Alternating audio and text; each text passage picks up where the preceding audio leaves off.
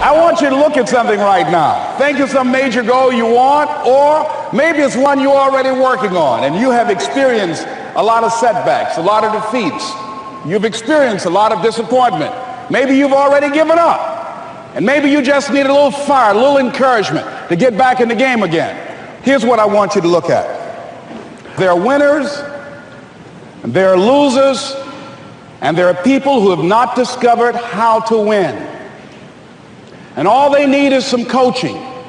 All they need is some help and assistance, just a little support.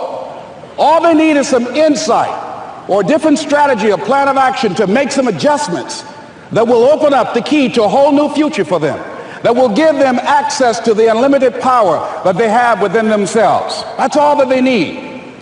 So what I want you to do is think about something you want for you, that's real for you, that's important for you, that will give your life some special meaning and power. And I don't even want you to say, I can do that. I don't want you to assume that. See, 5 years ago when I started out in this area, I would not have been able to make the mental leap that I would be up to where I am right now. I don't want you to begin to just psych yourself out. No. I want you to be able to say something to yourself that will enable you to maintain a level of integrity with yourself. That when you say this, even when you face tremendous setbacks, it will be a benchmark to keep you in the game, to keep you moving forward and experimenting and readjusting your strategy and your plan of action, continuously looking for ways to win. So what is that something? When you got an idea you want to move on, you might not have the money, you might not have the education, you might not have the support or the resources you need. What is that something that can keep us going, that will enable us to act on our dream? What's one of those keys that will begin to help us to discover the secrets to our dream? Here's what I want you to repeat after me, please, with power and conviction. Say, it's possible. It's possible. That's all I want you to do when you look at your dream. Just say to yourself every day, it's possible. Just say that every day to yourself, it's possible. Because what does that do? See, it begins to change your belief system. See, the way in which we operate, ladies and gentlemen, it's a manifestation of what we believe, what's possible for us. Whatever you've done up to this point, all that it really is a duplication, it's a reproduction of what you believe subconsciously that you deserve and what's possible for your life. Most people operate out of their personal history, out of their memory, things they've done, things they've experienced, things they've seen, things that they have observed. What I'm suggesting that you operate out of a larger vision of yourself. I want you to see yourself doing what you want to do, experiencing what you want to experience, having what you want to have, doing what it is that gives your life some meaning and value. Operate out of your imagination, not your memory. Because whatever you look at where you want to go, I'm wanting to warn you, you will have some conversation back here after you go through the data that you've experienced in life saying you can't do it. And so what you want to begin to do is ignore that inner conversation. Well, most people, ladies and gentlemen, when something happens to them, what they do is they begin to believe that that's the way it is. That's the way it's always been. And they can't see the possibility of it being any different. Example, before April 1954, the common belief, the universal belief, because it had been tried again and again and again, and people had failed, the belief was that man was not physically capable of breaking the 4-minute barrier, that he could not run a mile in less than 4 minutes. That was the belief on the planet. It had never been done. But here's what happened, ladies and gentlemen. Roger Bannister came along, and he broke the 4-minute barrier. Now here's what's significant about that. Since that time, up to this day, over 20,000 people have done it, including high school kids. What changed? 20,000 people, what changed? Here's what happened when they got on the track. They knew it had been done. And because they knew it had been done, there was a new belief about this barrier, about this goal that was unreachable. And those 20,000 people got in a race believing, knowing in their heart that someone had done it, that it's possible that they could do it. And I'm saying that if you know anybody that had some goal, some dream, something they wanted to do, and they did it, then I'm saying that you know in your heart that if someone has done it, then you can do it. It's possible. And that if someone can make their dream become a reality, that it's possible that you can make your dream become reality. And so as you begin to look at where you want to go, beginning to embrace that, it's possible. I'm blessed and highly favored. I've got a lot going for me. I got some good stuff in me. And it's possible that I can bring my greatness out here in the universe. That I can do what I want to do. It's possible I can write my own book. I can have my own business. I can take the trip and travel around the world. It's possible. I can bounce back from adversity and reinvent my life. It's possible. Regardless of where I am, the things can get better for me. It's possible. I'm thinking about two men right here in Chicago who were fairly successful, similar background, educated. They worked for a corporation for many years, and they were among many people that were laid off. Two guys who were very good friends.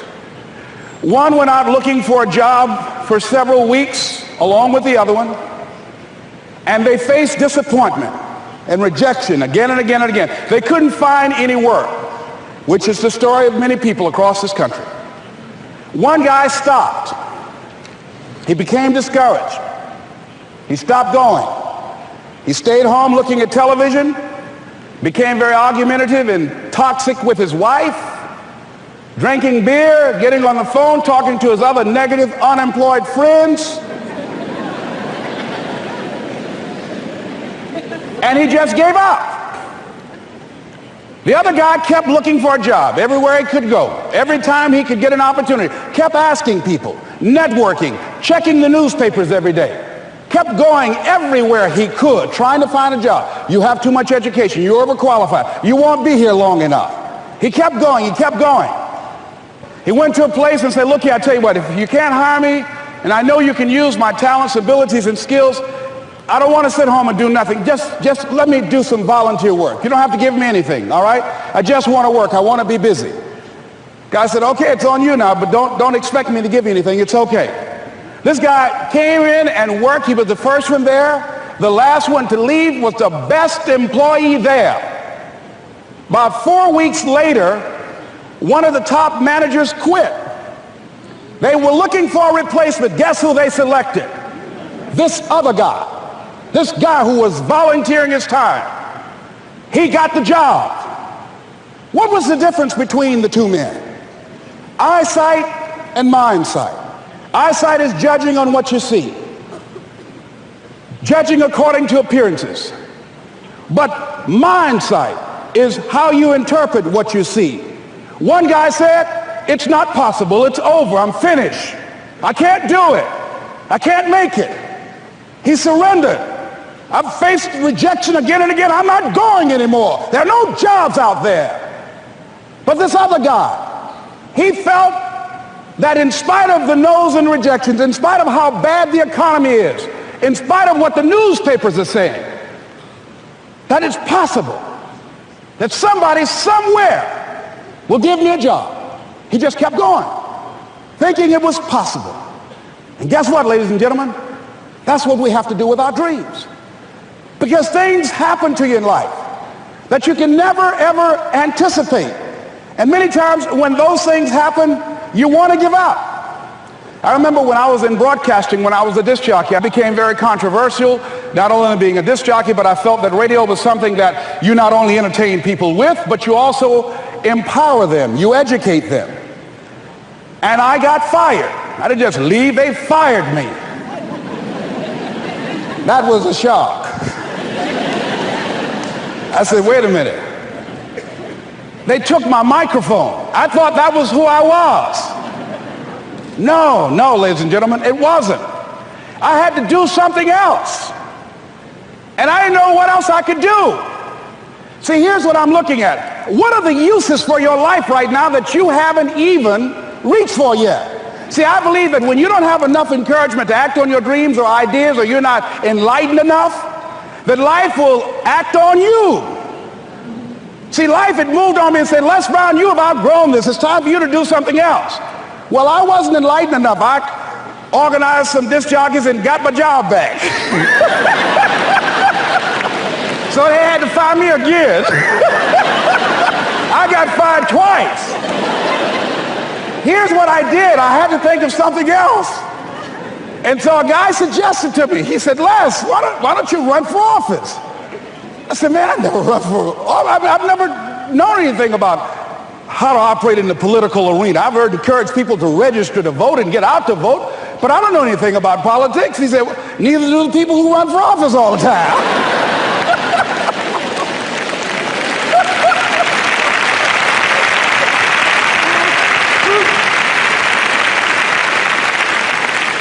So I ran. Now here's what I'm suggesting. I ran. You got to do what you can where you are with what you have. I didn't have any money. I didn't know anything about the political process. I didn't even have any support. But here's what the guy told me.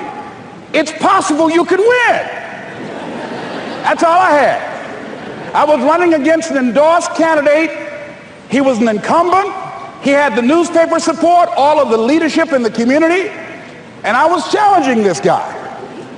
So I had a saying when I was on radio, stand up for what you believe in because you can fall for anything. And I would go door to door. I have my kids on one side of the street. I would be on the other, and I'd knock on doors. Hello, my name is Les Brown. Tell everybody I'm still standing. They get on the phone. Child, Les Brown was to my house today. You know the boy on the radio with the big mouth? Yeah, they fired him, honey. Say he's still standing. See, I'm saying just keep moving. Don't start feeling sorry for yourself. Don't spend time blaming and talking about what happened to you. See, whatever you talk about, that's what you multiply and expand in your life experience. So don't talk about stuff unless you want it to keep on happening to you, all right? So I got in that kind of action.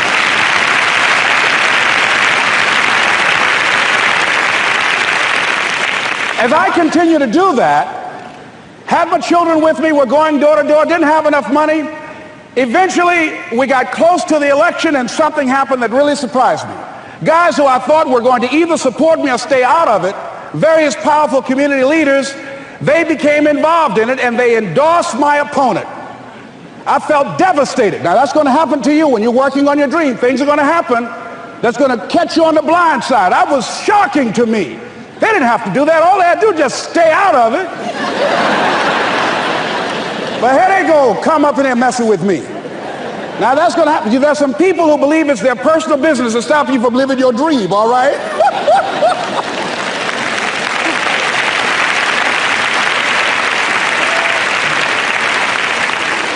But I didn't deal with that. You want to make your dream come true, you got to stay focused. Some people rather get even than get ahead. Stay focused on where you want to go.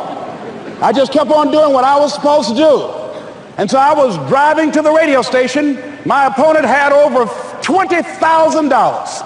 I had less than $800. As I was in the radio station, the guy said, "You're going to make a commercial?" I said, "Yes." He said, "It better be a good one because that money can't go pretty far here." And I sat there in the middle control room and I was thinking. And here's what happens when you get still. Stuff will start coming. Something said, call your mama. You used to talk about your mother on the air all the time. Ask her to say a few words for you. That'll be a different kind of political spot. So I called my mama, and I had a gospel record playing in the background.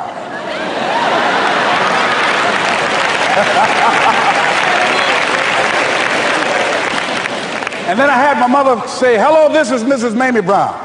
When I raised my sons, I raised them to be good children. When they got out of hand, I beat their behind and made them go right. Please vote for my son. He's a good boy."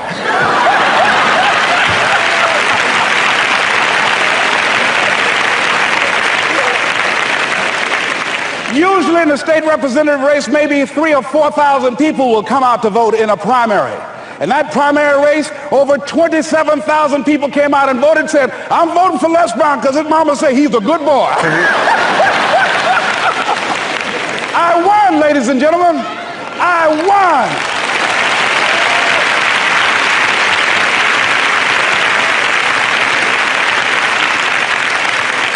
So you've got to be willing to stay focused, to be creative, to be relentless, because things are going to happen to you when you're working on your dream, when you get on track. I remember when I first got involved in speaking, one of the main things that speakers like to do is speak to a certain association that they have over 10,000 of their sales reps that come to this convention. And I was relentless. I kept saying, it's possible. It's possible. See, what I want to let you know and set you up for, because you said it's possible, don't mean that you're not going to have any problems.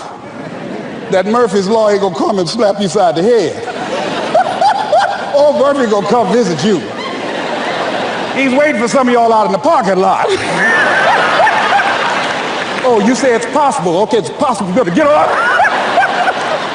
Well, I was working. I kept saying it's possible. They got other speakers on this program. I can be on that program too. I kept selling myself. I got all fired up. And I was calling them every day. And the lady finally said, Mr. Brown, I tell you what, we want you to come in and talk to our sales executives. You got the kind of fire and guts that they want, that will motivate them. And let me tell you something else. We want you to bring your motivational tapes. You're going to need at least $50,000 worth of tapes. I said, is that right? Yes, because they want to keep that drive alive. I said, all right. I called the guy to duplicate my tapes. I said, Don, how you doing? This is Les. Let me tell you, I got a major speaking engagement. I said, man, it's a speaker's dream. I need over $50,000 worth of product. He said, Les, you don't have that kind of credit. I said, I know, but Don, I can sell that. Just right after speaking engagement, I'll give you your money in 4 days. He said, are you sure, Les? I said, yes, man, I got a major speaking engagement, and they told me to do it. He said, man, that's a big order. Let me talk with the lady with you. I said, hold on just a minute, man. Call the lady back. Hello, Evelyn, how you doing? This is Les Brown. I got Don on the phone. What did you say? Do I have the speaking engagement? Yes, you do. And what else you suggest? Les, our people, they buy a lot of tapes. Your tapes are very popular among them. I'm saying bring at least $50,000 worth of tapes, Les. You'll sell everything you got and more. I said, did you hear that, Don? He said, yes. I said, now, if anybody else has to make a decision, are you the final person? She said, I'm the final person. I will send you the contract. I want you. I said, you hear that, Don? He said, yes. I said, oh, ye of little faith. I said, duplicate the tapes, man. Hung the phone up. Well, he duplicated the tapes. 1 week came by. I'm checking the mail every day. No contract.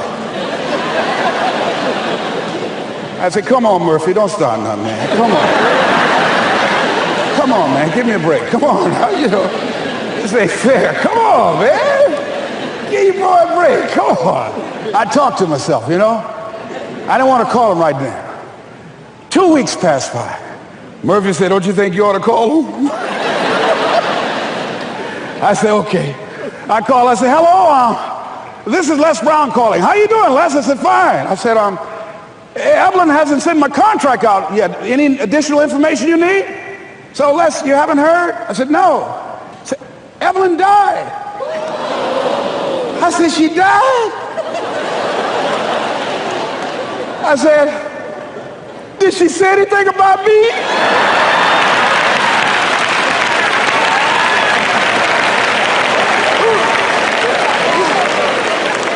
When I got home, I was so wiped out.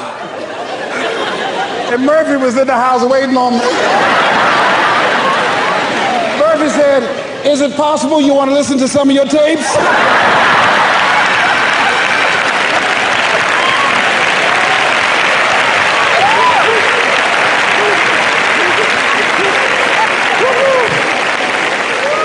But ladies and gentlemen, here's what I had to do. I had to begin to focus on what was the solution. That this was not the only place that I'll be able to sell those products. And as I began to challenge myself and got some help and support and some other input, I eventually did. It took longer, but it was challenging.